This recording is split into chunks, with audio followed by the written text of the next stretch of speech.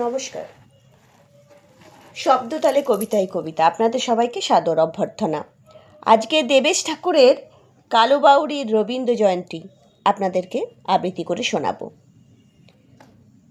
ক্লাবের ছোড়াগোনা মাইকে বললে, হেলো সত্তর চলে আসুন।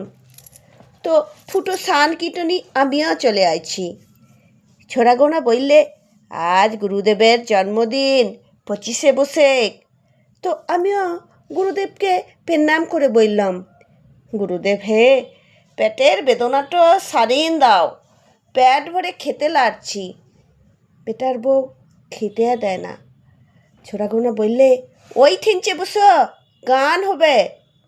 বসলাম হেঁটো গেড়ে। কীর্তন হবে, পেশাদ দেবে, মচ্ছব হবে। সামন্ত মশাইয়ের গুরুদেব ছিল তখন যেমন মচ্ছব, বাড়ি বড়ির টক আর বিউলির ডাল। গান হলো, লাচ হলো, বক্তব্য হলো, পেশাদ দিলে না।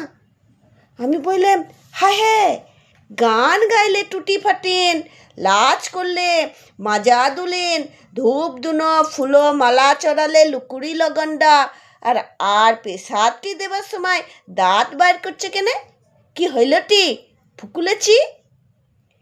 আচ্ছা, আসু টনতে পেশাদ দাও কেনে?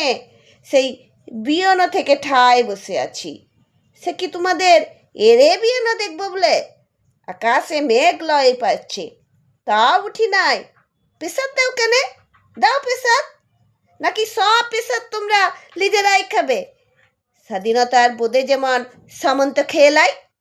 আমাকে বললে, আলোরা বাং একটা একজন নম্বা বাবু শাস্তি কীর্তন গাইতে আইছিল।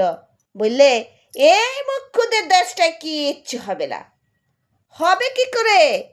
খাবার যা সেসব তো নিজেরাই খেয়েছ, নিজেরা খাবে। ক্ষীর কদম আর মোহনভোগ আমাদের জন্য শুকনো বাতেসা আর গন্ডা গন্ডা বক্তিমা। গুরুদেব হে, তোমাকে এরা কিছুও দেবে না। পেপুরি, জিঙ্গে আর ডোরাগোনা সব চাচি খাবে। তোমাকে দেবে শুকনা সুপারি। তুমি এদের গুরুদেব হইও না। কাছা পড়িন ভেগ দেখিন যেমন ভিক মাগে, এরা তোমাকে আপাগারা বানাইছে। তুমি আমাদের ঘরে চলো ঠাকুর। গোবর নিকোনো উঠানে জাম কাঠের পিড়ি দেবো বুঝতে, শুকনো বতেসা ভক্তি লয়, সাজ পিদিমের ভালোবাসা দেবো।